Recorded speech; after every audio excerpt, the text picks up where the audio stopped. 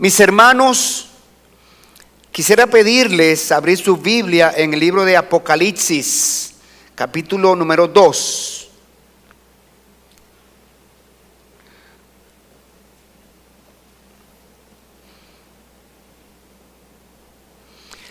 En el versículo número 12 al 17 está la porción que vamos a estudiar en esta mañana. Y como ustedes saben, estamos desarrollando una serie de mensajes en la que estamos mirando la manera como Dios preparó a su pueblo, la manera como Dios está preparándonos a nosotros en esta época como iglesia local, como iglesia universal. Dios nos está mostrando las cosas que Él quiere que sepamos.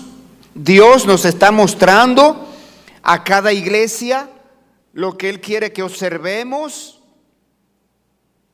lo que Él quiere que corrijamos, lo que Él quiere que adoptemos, que asimilemos, porque Dios está preparando su pueblo para la eternidad.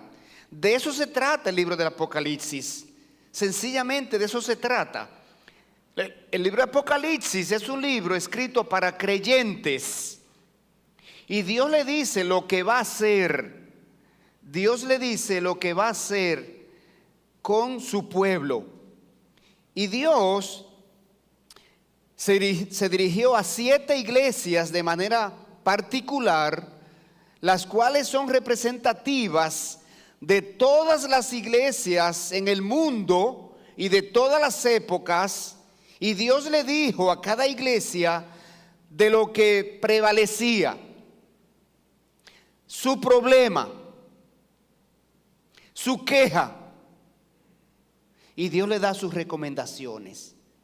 Y nosotros como iglesia de convertidos a Cristo hemos de asimilar todas estas enseñanzas para corregir lo torcido como iglesia.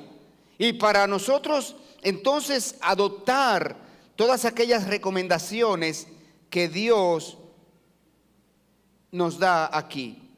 En esta mañana vamos a hablar de la carta que Dios dirigió a la iglesia de Pérgamo. Vamos a leer los versículos 12 a 17. Dice así: y escribe al ángel de la iglesia en Pérgamo, el que tiene la espada aguda de 2 filos dice esto: yo conozco tus obras y dónde moras, donde está el trono de Satanás.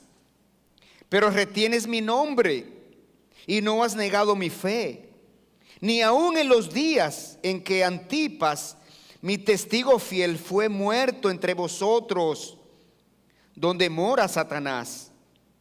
Pero tengo unas pocas cosas contra ti, que tienes ahí a los que retienen la doctrina de Balaam, que enseñaba a Balac a poner tropiezo ante los hijos de Israel, a comer de cosas sacrificadas a los ídolos y a cometer fornicación. Y también tienes a los que retienen la doctrina de los nicolaitas, la que yo aborrezco. Por tanto, arrepiéntete, pues si no, vendré a ti pronto y pelearé contra ellos con la espada de mi boca. El que tiene oído, oiga lo que el Espíritu dice a las iglesias. Al que venciere, daré a comer del maná escondido, y le daré una piedrecita blanca, y en la piedrecita escrito un nombre nuevo, el cual ninguno conoce, sino aquel que lo recibe. Oremos, mis hermanos. Padre Santo, alabado y bendecido sea tu nombre, glorificado en gran manera en medio nuestro en esta mañana y por siempre. Señor, queremos presentarte este tiempo de predicación de tu palabra. Señor, para que tú no tomes en cuenta la pecaminosidad del predicador, para que tú no tomes en cuenta, Señor, quién está predicando, sino lo que está predicando, tu palabra. Y tú la hagas, Señor, vigente en los corazones que la escuchan. Que tú saques frutos espirituales, oh Señor. Dirígenos, danos entendimiento de tu voluntad. Muévenos como iglesia, Señor, a asimilar la enseñanza que tú estás impartiendo aquí en esta mañana. Te lo pedimos en el nombre de Cristo Jesús. Amén y amén. Bueno, mis hermanos, los historiadores que escribieron sobre esta época en que existieron estas ciudades, dicen que Pérgamo era una ciudad fascinante. Pérgamo era una gran ciudad como Éfeso, una ciudad con un entorno precioso. Pérgamo era una ciudad con un aire de realeza, de grandeza. Se extendía desde la falda de una montaña hasta la cima de esa gran montaña. Y tenía una gran vista al mar Mediterráneo. Tenía una majestuosa vista al mar Mediterráneo. Fue una ciudad principal en toda la región por muchos años. Y tenía una biblioteca inmensa al nivel de Alejandría, al nivel de Egipto. Pero su rasgo más prominente era su acrópolis. En lo alto de la montaña tenía un llano donde ellos habían construido los templos a sus dioses paganos. Y allí estaba el templo de Asclepio. Asclepio era un dios en forma de serpiente. Era el dios de la sanación. Era el dios de la medicina para ellos. Y este templo tenía una gran cantidad de sacerdotes que practicaban la sanación. Pero también tenían otro gran templo sobre un enorme arrecife. Era el altar de Zeus, que era el más ornamentado, más grande y famoso del mundo. Pérgamo era un centro imperial y administrativo de Asia. Una ciudad florescente, una ciudad como decimos, cosmopolitan. Tenía habitantes de todas las regiones cercanas que venían en busca de progreso, en busca de riqueza, en busca de actividad.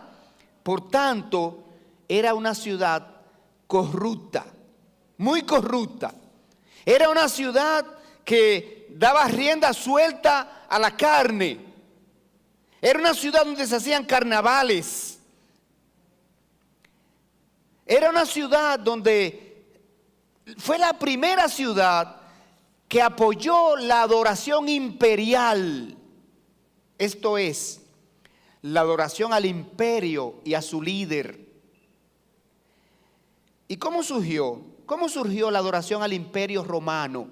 Bueno, en la medida que el imperio construyó vías de comunicación que comunicaban todo el imperio, asimismo se expandió el comercio. Asimismo hubo progreso. Asimismo se facilitó la vida a la gente. Se le hizo la vida más cómoda, más próspera. Y el gobierno comenzó a capitalizar ese espíritu unificador y comenzó a centrar la atención en el César. Y comenzaron a construir templos y poco a poco altares e imágenes en honor al César. Y lo convirtieron en un dios. Tanto que establecieron que una vez al año todo ciudadano debía ir al templo a adorar al César y decir en voz alta: César es el Señor. Y le emitían un certificado que la persona lo tenían en su poder como evidencia. Es como la palmita en tiempo de la época de Trujillo, que era el carnet de inscripción en el partido de Trujillo. Bueno, ¿qué pasó entonces? La iglesia de Pérgamo se desenvolvía en medio de una sociedad infectada, una sociedad corrompida. Y poco a poco, hermanos, poco a poco, la iglesia de Pérgamo se fue volviendo mundana. Poco a poco, la iglesia de Pérgamo se fue convirtiendo en una iglesia mundana. Mire, usted va a ver en esta carta, una de las cosas que Dios más aborrece dentro de la iglesia de Cristo es la mundanalidad. Los creyentes somos privilegiados, somos personas privilegiadas. Un creyente en Jesucristo es una persona a quien Dios llamó a salvación. Un creyente en Jesucristo es una persona a quien Dios separó del mundo. Un creyente en Jesucristo es una persona a quien Dios apartó. Una persona a quien Dios dedicó para Él, para que le sirva. Un creyente en Jesucristo tiene la posición más elevada de esta tierra, en Jesucristo. La posición en Jesucristo. Una persona creyente es uno que está amparado bajo la sombrilla protectora de Jesucristo. Una persona está amparado bajo la sombrilla protectora de Jesucristo, que le va a cubrir de la ira de Dios.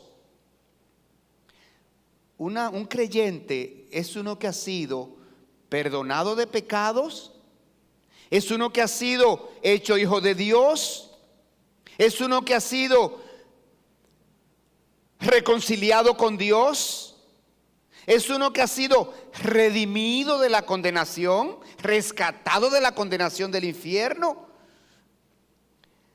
Un creyente es uno que ha sido llamado a santificación. Vamos a leer a Romanos 6:22, antes que nada. Romanos 6:22, ahí en su Biblia. Romanos 6:22. Dice así este versículo: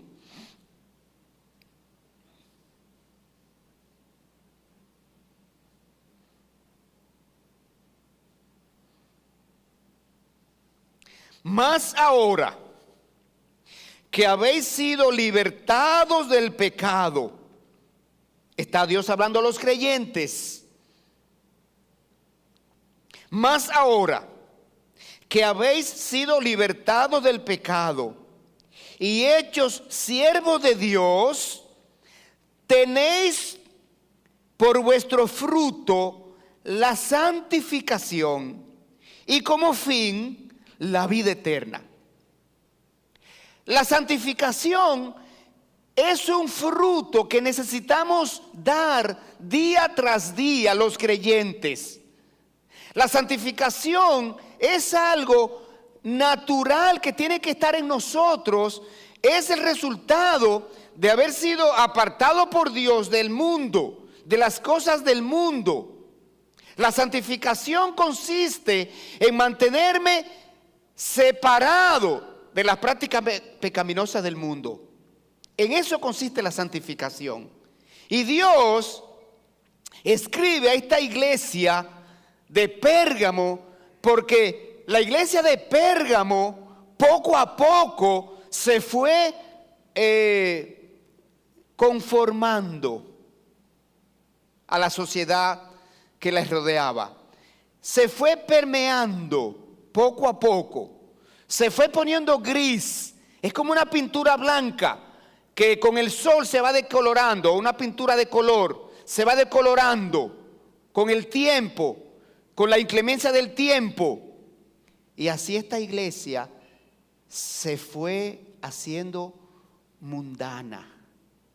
Y Dios quiere hablarnos a nosotros en esta mañana sobre el peligro que existe, hermanos, de que nosotros como iglesia nos volvamos mundanos.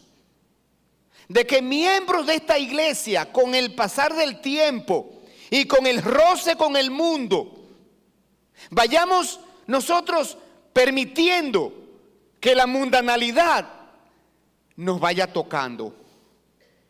Nos vamos acomodando. Vamos mirando como normales cosas mundanas y le vamos asimilando en nuestra vida.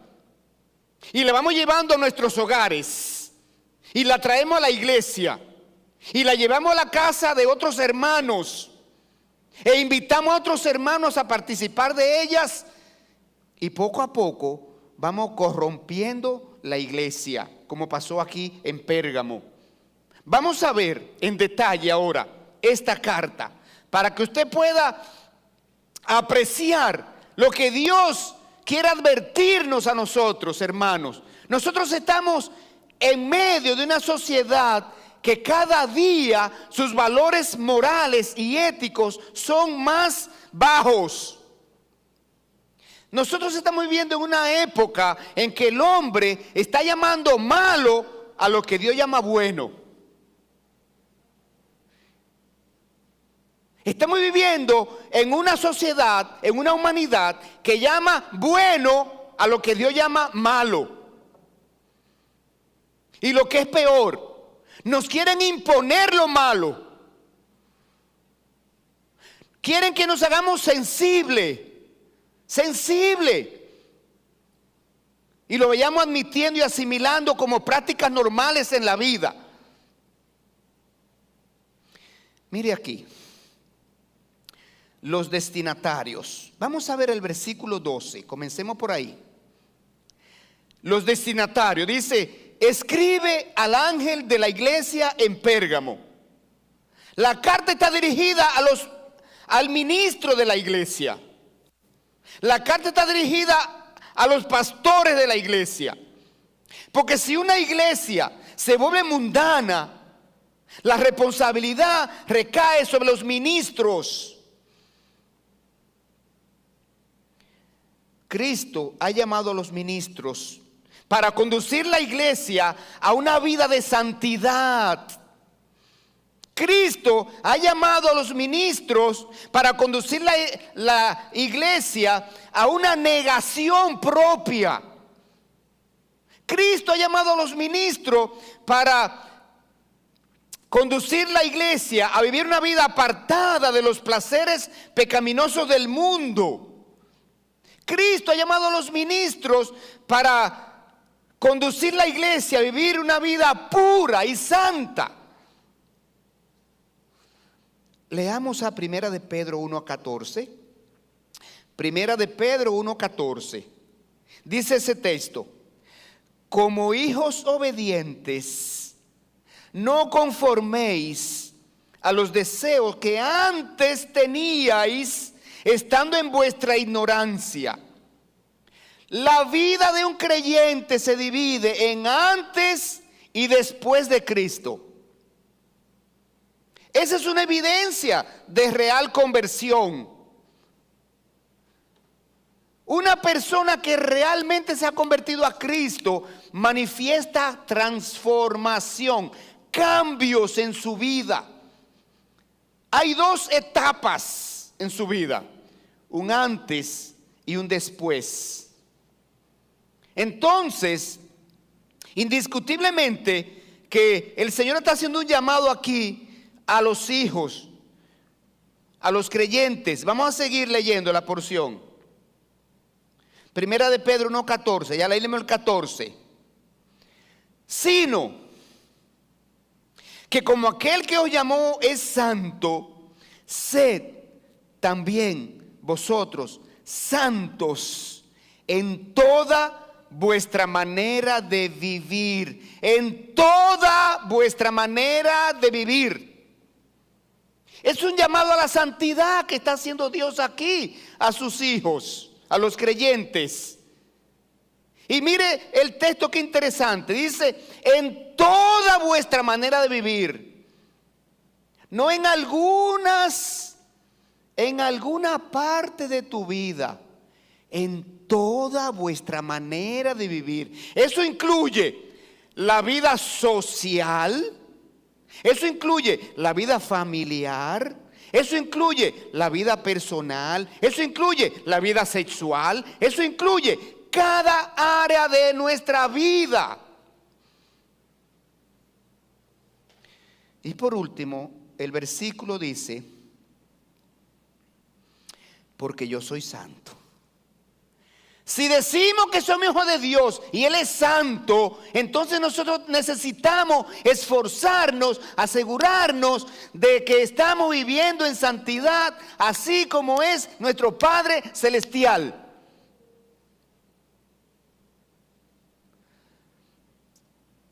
Cristo ha llamado a los ministros a conducir a los creyentes, a dar todo lo que son para alcanzar a los perdidos.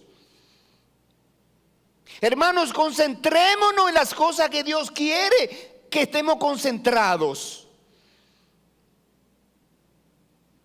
Este es el motivo por el cual la carta va dirigida al ministro, porque el ministro es responsable. El ministro tiene como tarea proclamar en la iglesia la verdad de la santificación.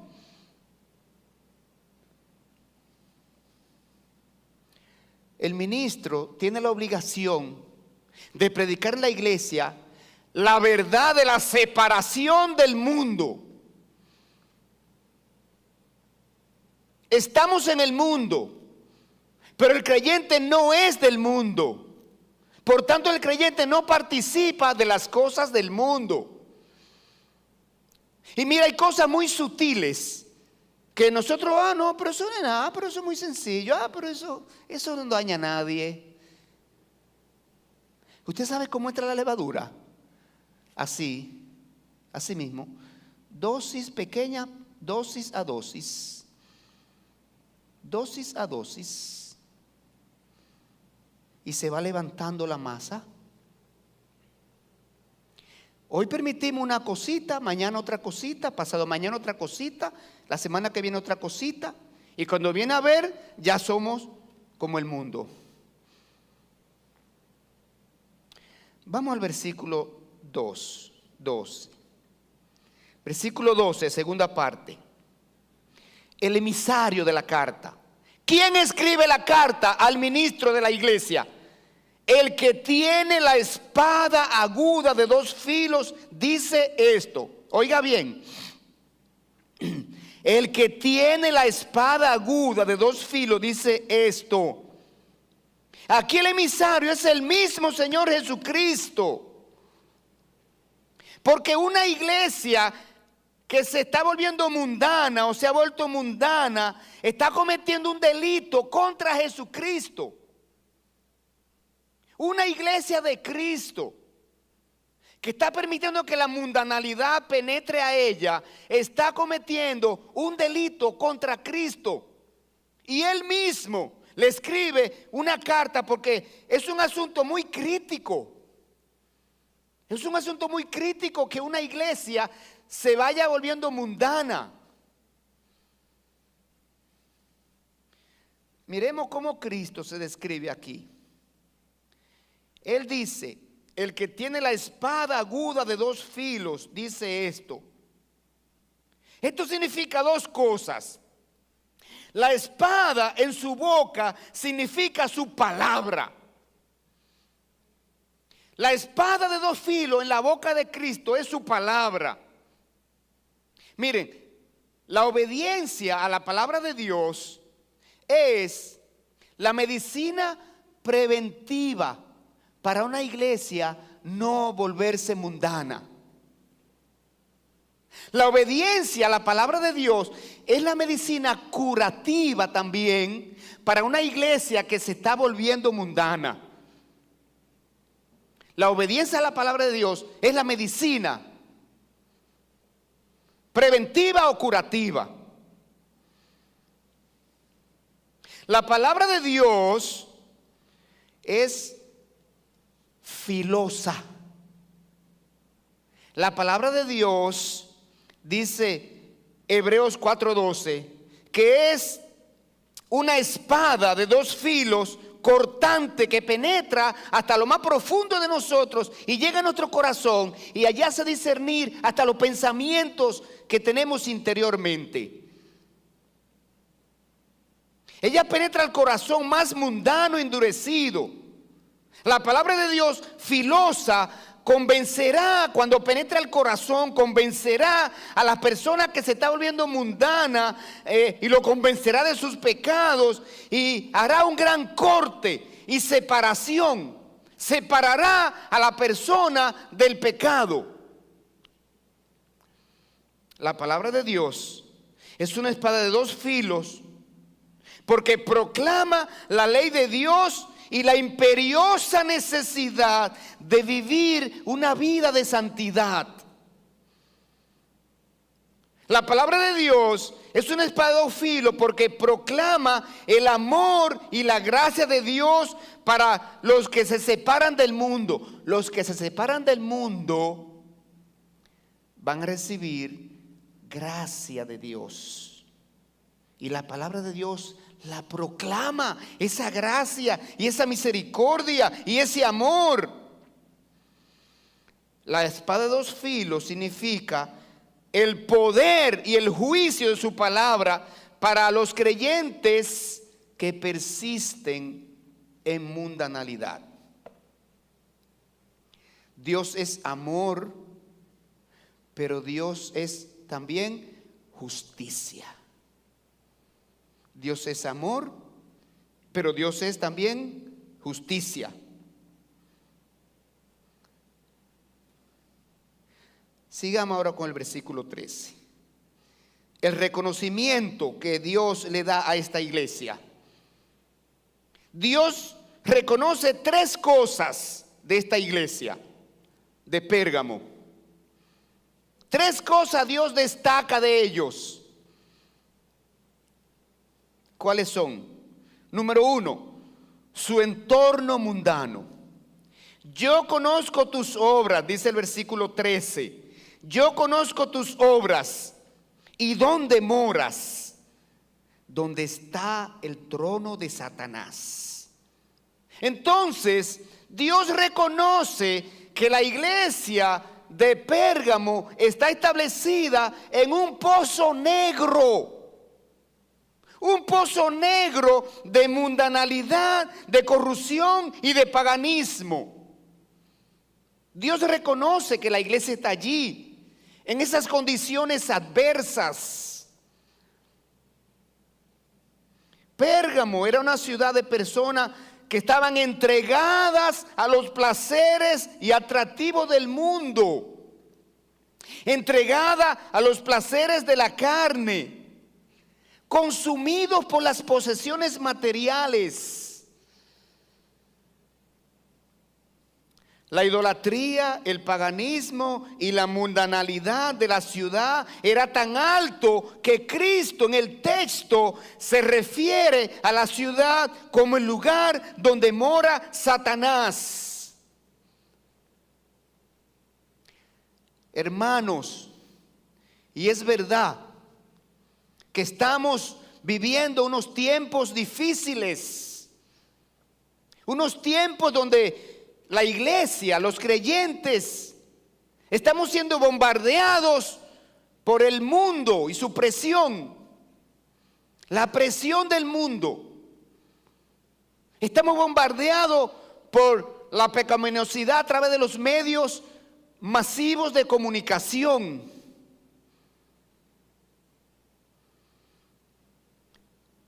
Estamos bombardeados por la mentalidad liberalista de los productores de películas, de programas, de todo tipo de programas. Necesitamos asegurarnos, hermanos, de mantenernos intactos a las mundanalidades que tocan la puerta de tu casa, que están en la pantalla de tu dispositivo electrónico cuando tú lo abres. Allí está la mundanalidad ofertada para ti, la invitación para ti. Entra, da un clic, adelante.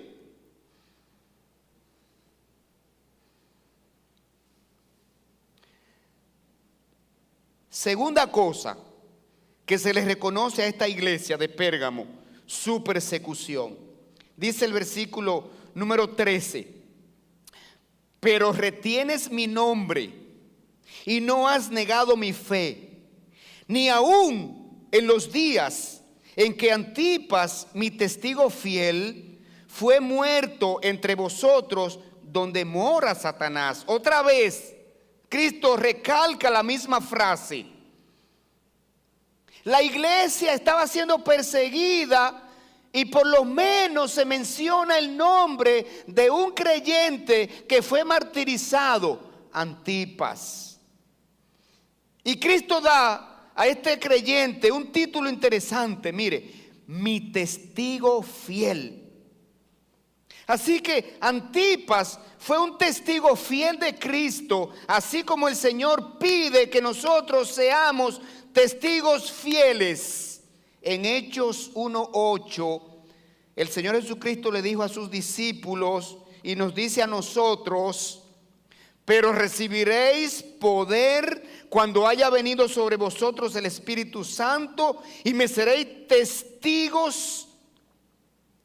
Y cita lugares allí. Y a nosotros nos dice: y me seréis testigos en República Dominicana.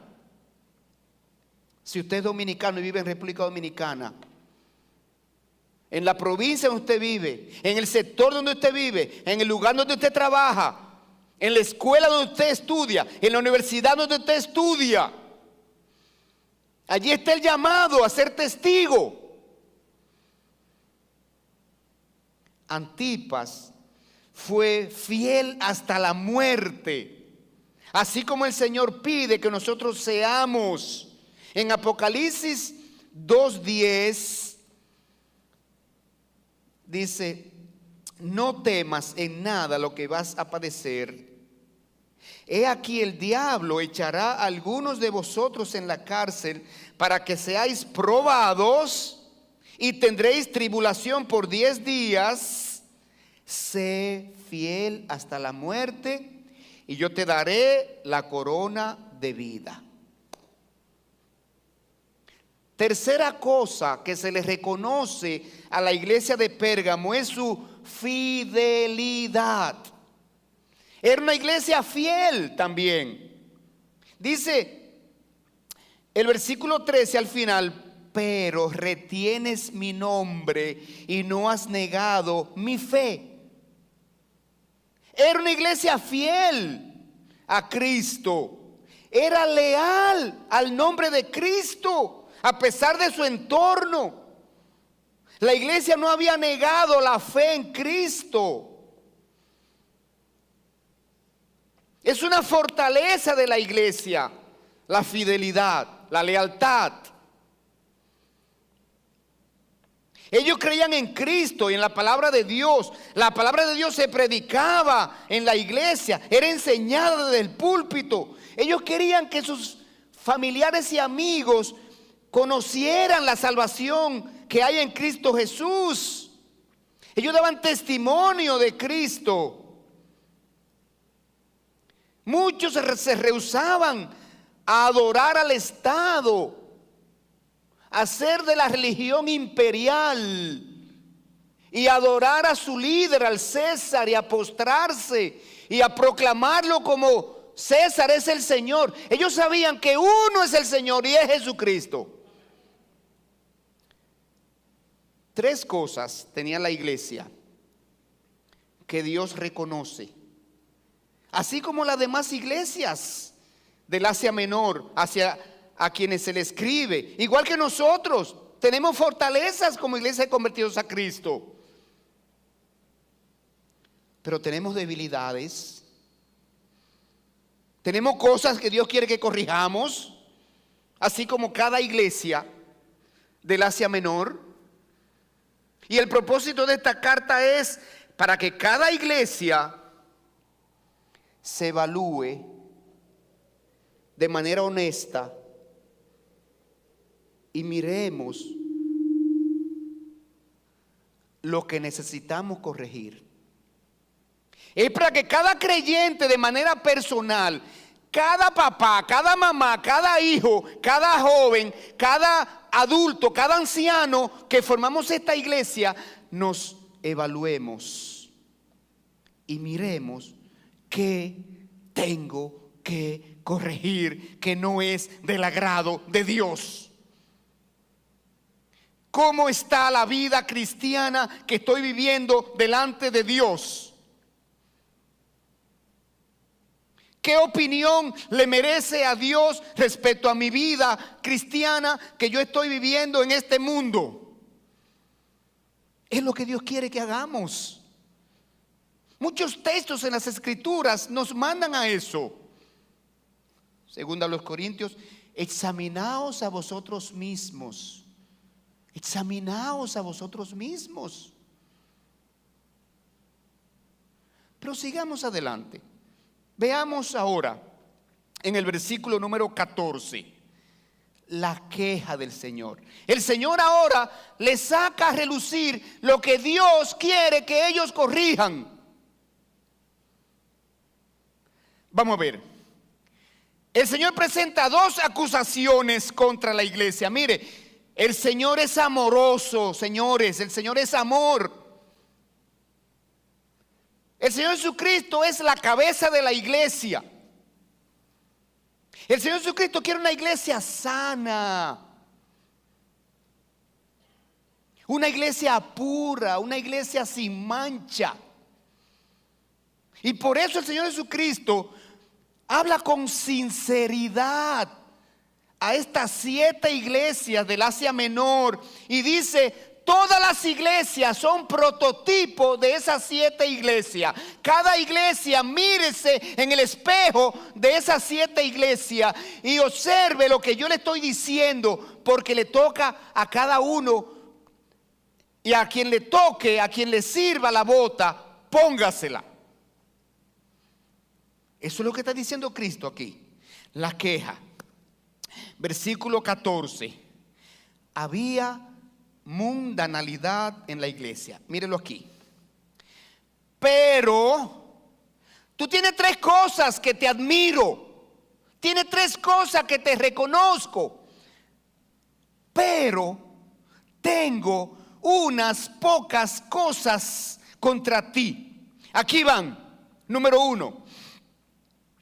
Que tienes ahí a los que retienen la doctrina de Balaam, que enseñaba a Balac a poner tropiezo ante los hijos de Israel, a comer de cosas sacrificadas a los ídolos y a cometer fornicación.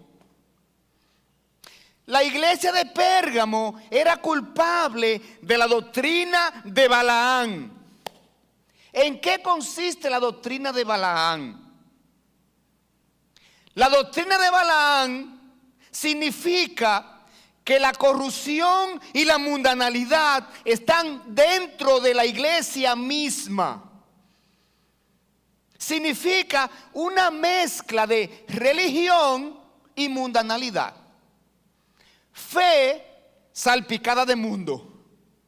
Práctica cristiana salpicada de mundo. Observe esto.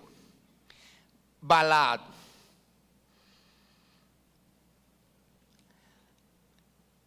Balaam era el rey moabita que vivía, que estaba ocupando territorio adyacente a Israel, allá en la tierra de Canaán. Y él temía, le tenía miedo a Israel. Por tanto, Balaam buscó los servicios de Balac. ¿Quién era Balac? Un profeta. Buscó los servicios de Balac y le ofreció pagarle para que él maldijese al pueblo de Israel. Y Balac primero se negó, pero después aceptó. Después aceptó. Sí, al revés. Después aceptó. Entonces, señores, quiero decirles que el dinero corrompe. El dinero corrompe. El poder corrompe. Los placeres corrompen. Hay alguien que dijo, toda persona tiene un precio. No sé si será verdad. Toda persona tiene un precio con que se puede comprar. Solamente hace una oferta y sigue aumentándola hasta que llegue al precio de la persona. Eso dijo alguien. Entonces, este rey finalmente compró a este profeta. Y este profeta entonces fue a maldecir al pueblo de Israel. Pero Dios le cambió las palabras en su boca. Él quería pronunciar maldición al pueblo y Dios le cambiaba la palabra en su boca y pronunciaba bendiciones en lugar de maldiciones. Y el rey se enojó. Pero el profeta le explicó, yo traté, pero Dios cambió la palabra en mi boca. Pero ahora entonces, más adelante, el profeta concibió un plan malvado. El mismo plan que este mundo ha concebido para corromper a aquellas personas que quieren vivir una vida piadosa. ¿Saben cuál plan concibió? Que las jovencitas moabitas sedujeran a los hombres israelitas para que se casaran con ellas y los llevaran y los condujeran a adorar a sus dioses paganos. Y funcionó el plan, funcionó. Entonces, como funcionó el plan, Israel, que aunque estaba arraigado en Dios, pero se mezcló con la mundanalidad y se corrompió con la adoración a esos ídolos, a esas imágenes de Moab. Y allí entró la corrupción a la nación de Israel. Y esa es la doctrina de Balaam. Entonces, ¿cómo una iglesia va cayendo en la doctrina de Balaam? Hay 4 formas, por lo menos. Como una iglesia va cayendo a participar de la doctrina de Balaam, de permitir que el mundo se vaya introduciendo en la iglesia, introduciendo en la iglesia. Mire, la iglesia y sus miembros comienzan a participar de los atractivos del mundo. La iglesia y sus miembros comienzan a participar de prácticas mundanas poco a poco. La iglesia permite que se lleven a cabo actividades mundanas en la iglesia o en el hogar de sus miembros. La iglesia comienza a bautizar y aceptar a personas como miembros que nunca se han arrepentido verdaderamente y tampoco se han vuelto del mundo a Cristo. La iglesia y sus miembros permiten enseñanzas y predicación de doctrinas falsas. Esas son las formas como la doctrina de Balaam entra a una iglesia y permea esa iglesia y la corrompe. Nada corrompe con mayor rapidez una iglesia que la mundanalidad. Y Pérgamo era una iglesia que se había vuelto mundana. Pérgamo es la imagen de una iglesia corrupta que está casada con el mundo. Eso es Pérgamo en las Escrituras. Entonces, el resultado fue trágico. Como habían mundanos que enseñaban en la iglesia, como habían mundanos seduciendo a los demás miembros, entonces allí se llegó hasta la fornicación, dice el versículo número 14. Mire cómo termina el versículo 14. Dice: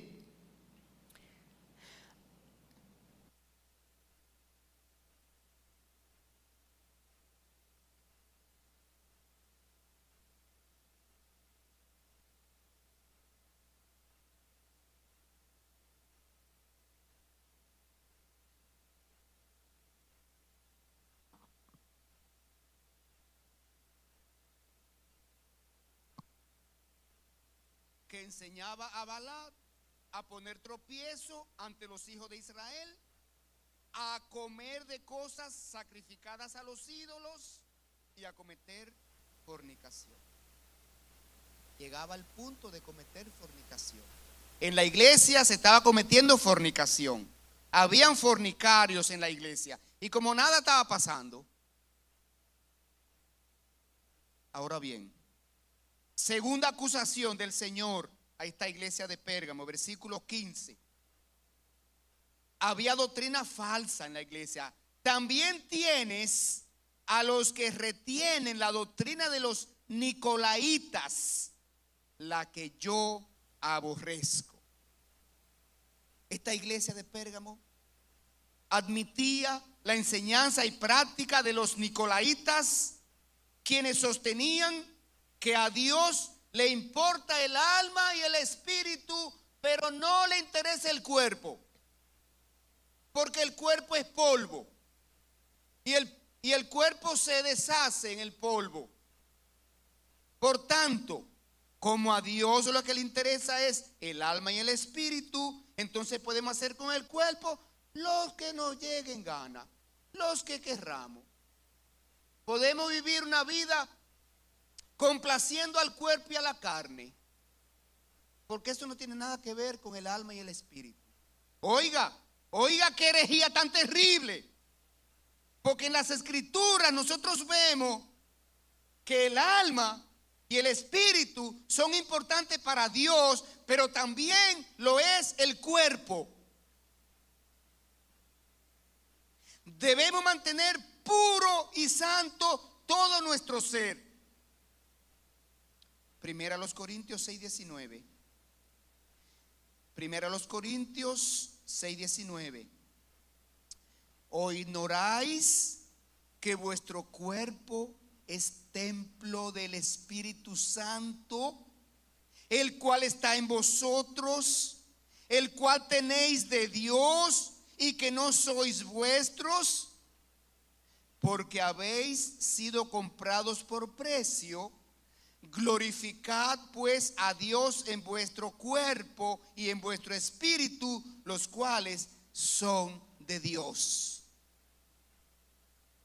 No podemos separar el alma, el cuerpo para Dios.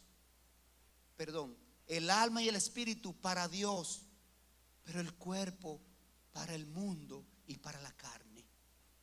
No podemos separarlo así. Todo nuestro ser es de Dios.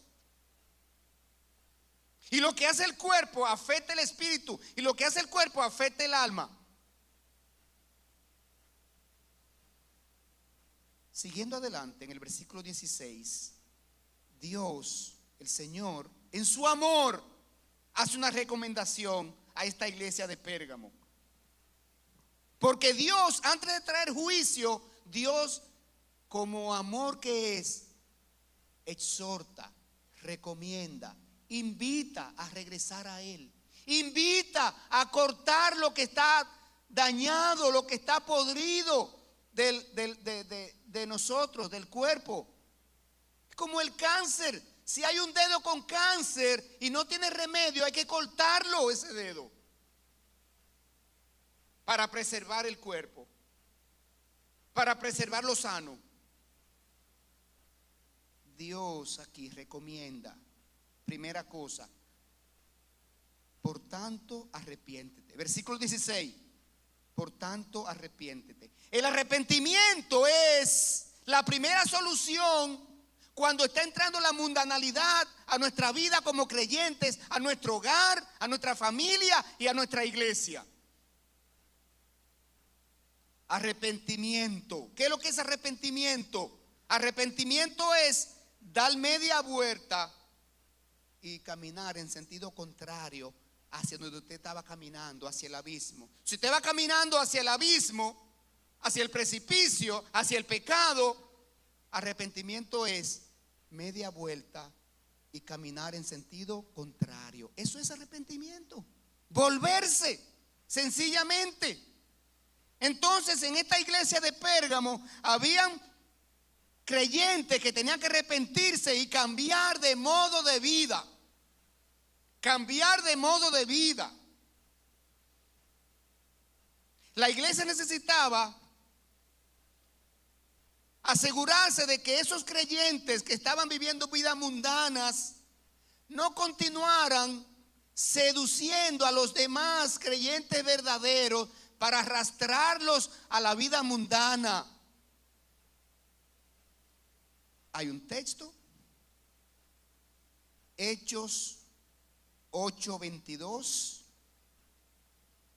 hablando precisamente de la necesidad de arrepentirse de un pecado. Dice: arrepiéntete pues de esta tu maldad y ruega a Dios si quizá te sea perdonado el pensamiento de tu corazón. Arrepentimiento. El arrepentimiento lleva tres cosas: dolor por haber pecado contra Dios, disposición de alejarme del pecado,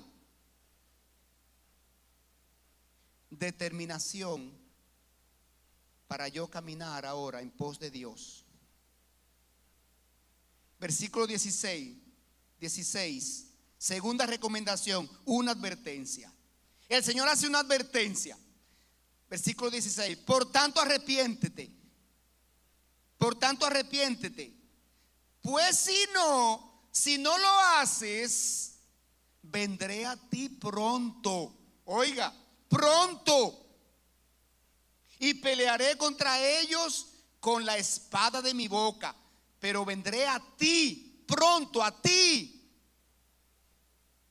A Dios le interesa a sus hijos. A Dios le interesa el creyente. Al Señor le interesa cada miembro de su cuerpo. Al Señor le interesa. El Señor lo cuida, el Señor lo protege, el Señor le exhorta, el Señor le advierte. Estamos en ese momento. Y si no, dice el Señor, vendré a ti pronto. Cristo dice que vendrá y le hará guerra a los mundanos de la iglesia. Observe que el Señor no va a castigar a los creyentes fieles que tienen una mentalidad espiritual. Vendré a ti. A lo que te está refiriendo aquí, que deben arrepentirse y que deben recibir esa advertencia. La palabra de Cristo, definida aquí como la espada de dos filos, es lo suficientemente fuerte como para juzgar todo lo mundano, sin importar quiénes son ni cuántos son. Segunda de Pedro 3:17. Segunda Pedro 3:17.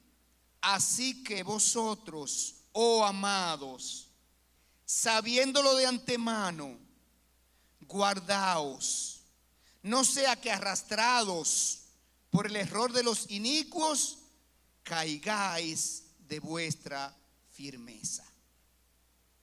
Y por último, versículo 17, tercera recomendación que Dios hace a la iglesia que está permitiendo que el mundo le entre a su seno, que está coqueteando con el mundo, que se está permeando al mundo.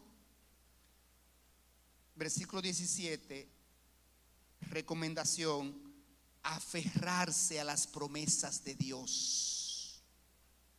Dios le dice, versículo 17, el que tiene oído, oiga lo que el Espíritu dice a las iglesias. Usted está mirando el plural ahí.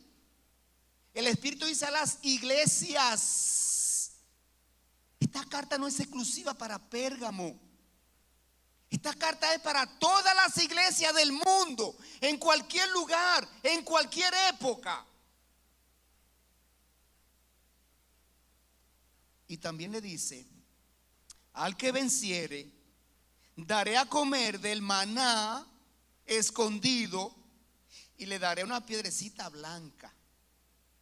Y en la piedrecita escrito un nuevo nombre, el cual ninguno conoce, sino aquel que lo recibe.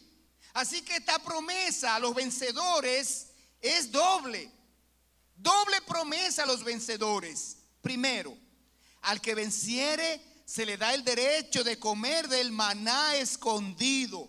Y esta es una referencia al maná con que Dios sustentó al pueblo hebreo en el desierto cuando lo sacó de Egipto y lo llevaba camino a la tierra prometida. Pero aquí dice el maná escondido. El maná escondido es el pan del cielo, significa Cristo mismo. Al vencedor se le da el derecho de alimentarse de Cristo. Esto fue lo que Cristo dijo aquí en Juan 6:35. Cristo dijo: yo soy el pan de vida.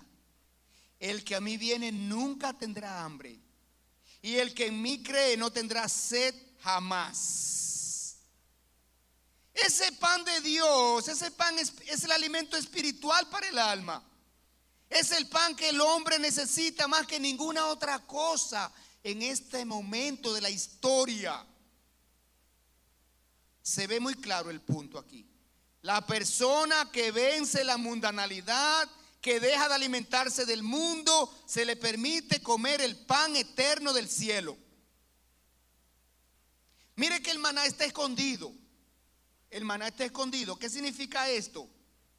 Que Cristo está escondido a las personas mundanas de la tierra. Los mundanos no ven ni se alimentan del pan del cielo, esto es, de Jesucristo. Segunda promesa, al terminar el versículo: al vencedor se le dará una piedrecita blanca con un nuevo nombre escrito en ella. Muchas especulaciones hay sobre esto. Muchas diferentes opiniones. La mayoría de los teólogos opinan que ese nombre debe estar relacionado con Jesucristo, porque Jesucristo es el único nombre aceptado para entrar al cielo. Así que ese es uno de los misterios que tenemos en las Escrituras. El nuevo nombre, no sabemos. Lo más seguro que está relacionado con el Señor Jesucristo. Mi piedrecita blanca, salvado por gracia. Mi piedrecita blanca, redimido. Mi piedrecita blanca, hijo de Dios. Mi piedrecita blanca, bienvenido al cielo. Solo Dios sabe. No hacemos nada con especular sobre eso. Queridos hermanos, la carta del Señor a la iglesia de Pérgamo termina con una exhortación que va para todos nosotros, para todos los creyentes. Todos debemos oír este mensaje del Señor a la iglesia que se está volviendo mundana o que se ha vuelto mundana. El que tiene oídos para oír, oiga lo que el Espíritu dice a las iglesias. Ningún creyente podrá vencer los ataques de la mundanalidad a no ser que oiga este mensaje con una disposición a obedecerlo. Oír en la Biblia quiere decir escuchar con disposición de obedecer en tu corazón. El Señor nos invita a mantener íntegramente la santidad, manteniéndonos separados de las prácticas del mundo, prácticas pecaminosas del mundo. Romanos 12:1. Romanos 12:1. No os conforméis a este siglo, sino transformaos por medio de vuestra renovación, por medio de la renovación de vuestro entendimiento, para que comprobéis cuál sea la buena voluntad de Dios, agradable y perfecta. Aplicación personal. Muchos creyentes estamos preparados para testificar de Cristo en lugares y en círculos cristianos. Tenemos que prepararnos para testificar de Cristo, para ser leales a Cristo en lugares y círculos no cristianos. No cristianos. Allí es donde fallamos. En los círculos cristianos somos muy espirituales, muy piadosos, pero en círculos no cristianos muchas veces no es lo mismo, no somos lo mismo. Que el Señor nos ayude a mantenernos santos, separados de las prácticas pecaminosas del mundo, preservándonos puros para nuestro Señor Jesucristo, que un día va a venir a tomar su iglesia santa, pura y sin mancha, para llevarla a la presencia de Dios. Oremos. Señor, gracias porque esta carta es fuerte, pero es sincera. Esta carta, Señor, es hiriente, pero es sanadora. Esta carta es acusatoria, pero esta carta es esperanzadora. Señor, ayúdanos a nosotros a evaluarnos de manera personal y a fijarnos en qué estamos cediendo con respecto al mundo. Ayúdanos como iglesia, Señor, a mantenernos fieles, leales, pero santos, santificados para ti y separados de la mundanalidad. Ay, Señor, te lo pedimos en el nombre de Cristo Jesús. Amén y amén.